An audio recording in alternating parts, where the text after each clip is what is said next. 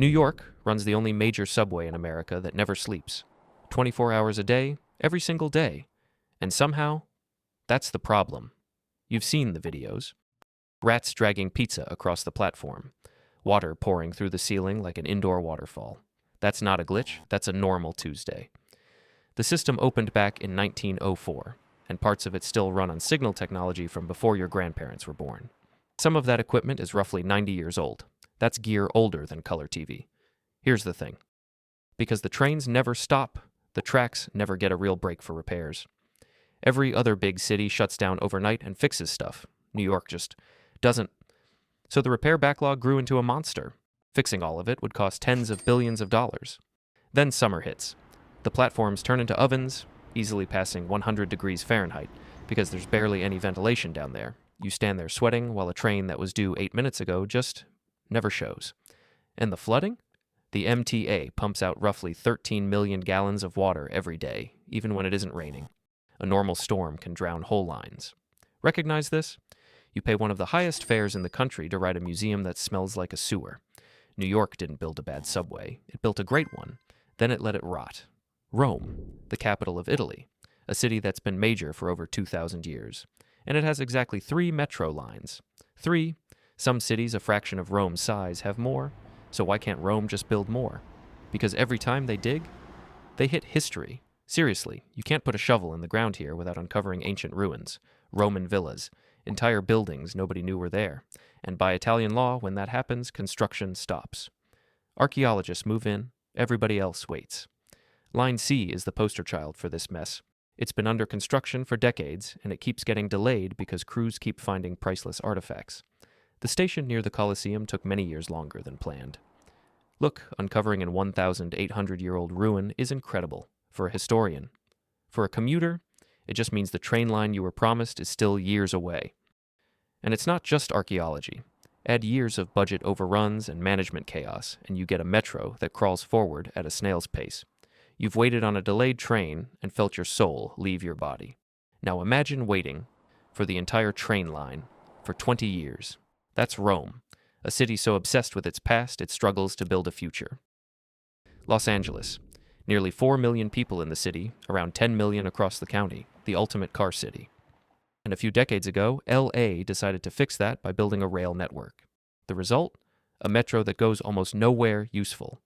LA has poured billions into laying down rail. The problem is where those lines go. They skip massive chunks of the city. They miss the places people most need to reach. For years, you couldn't even ride the train straight to the airport, the AR port, in one of the biggest cities on Earth. So you've got this enormous metropolis, hundreds of square miles, and a transit system that covers a thin slice and ignores the rest. If your home and your job both sit on a line, lucky you. For everyone else, it's back onto the freeway. Then there's safety. Ridership on parts of the system has struggled because too many people simply don't feel comfortable on board. When folks pick a 90-minute traffic jam over your train has failed. Quick one. If your city's transit pushes you into the car every single time, drop a comment and tell me where you're suffering. Because here's the brutal truth about LA. It didn't fail by ignoring transit. It failed by spending a fortune building transit badly. Brussels. This is the de facto capital of the European Union, the headquarters of an entire continent's government, and its metro is quietly falling apart. On paper, Brussels claims 4 metro lines. In reality, it's closer to 2.5. Several of those lines share the same tracks and just split off near the ends. So that impressive number is mostly marketing. Walk into some of these stations and you feel it instantly. A lot of them look barely touched since the 1970s. Cracked tiles, dated everything. The infrastructure isn't just old, it's visibly decaying. And remember, this is the EU capital. Lawmakers and officials from 27 countries pass through here. Yet the metro meant to move all those people feels like a time capsule nobody wanted to open. The core problem is the one we keep seeing, underinvestment. Nobody made fixing it a priority, so small problems quietly compounded into big ones. You know that feeling walking into a station that just feels neglected, like the city gave up on it? That's Brussels. The capital of Europe.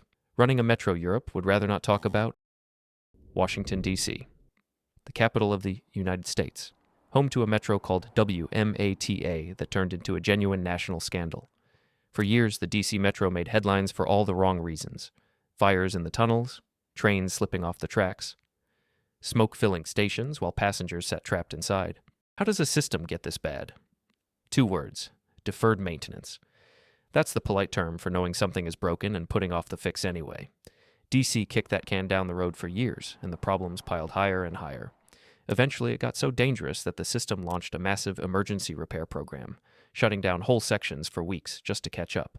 Federal safety regulators stepped in to supervise. A subway babysat by the government. That's where DC landed. Here's the irony. This system was once considered a model. Clean, modern, smartly designed. Then it got neglected and slid downhill. You felt that jolt of fear when your train makes a sound it really shouldn't. DC riders felt that for years. The lesson? A subway isn't a one-time purchase. Neglect it long enough, and your shiny system becomes a headline. Glasgow. This city runs a subway with the greatest nickname in transit history, the Clockwork Orange. And honestly, it might be the most charming failure on this entire list. Here's why. The whole Glasgow subway is one loop, a single circle. Trains run around it one way and back the other way. No branches, no other lines. Just the loop. And get this, it opened in 1896. That makes it one of the oldest underground systems on the planet. But unlike London or New York, it basically never grew. The loop you ride today is nearly the same loop riders used over a century ago. Why didn't it expand? Because of how it was built. A closed circle is one of the hardest shapes to extend. There's no loose end to build off of. To reach anywhere new, you'd have to cut straight into the existing ring. Glasgow locked itself into its own design more than 100 years ago. It's small, it's cute, tourists adore it. But as a tool for moving a modern city, it covers a tiny sliver of Glasgow and shrugs at the rest. Basically a circular museum piece. Sydney, a city of more than 5 million people, wrapped around one of the most beautiful harbors on Earth. And for decades, its rail network was a textbook case of underinvestment. For a long stretch, Sydney just didn't build enough. The city kept booming. The train network mostly stood still. Big plans got announced, then quietly shelved. Sounding familiar yet? And when Sydney finally committed to building, it slammed into another wall. Cost. Constructing rail here is brutally expensive, ranking among the priciest places on Earth to dig tunnels and lay track. Tricky geology, high labor costs, and tangled logistics all stack up fast, so you get a frustrating combo. A wealthy global city that badly needs better transit, sitting on top of some of the most expensive transit construction anywhere.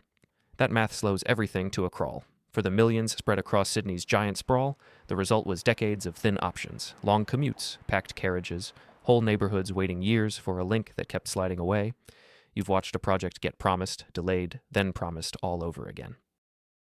Sydney turned that cycle into an art form. Toronto. The biggest city in the country, anchoring a metro area of more than 6 million people. And its subway is shockingly small for a city this size. Toronto's subway is basically just a handful of lines. That's it, for millions of riders. Line it up against other cities in its weight class, and the gap is honestly embarrassing. So what went wrong? Not money, exactly. Not engineering, politics. Toronto has spent decades arguing about transit instead of building it. A plan gets drawn up, a new mayor or premier shows up, scraps it, and announces their own. Then they get replaced, and the cycle resets. Lines have been planned, funded, canceled, replanned, and canceled yet again. Every reversal burns years and millions of dollars in wasted design work. Meanwhile, the riders just keep waiting.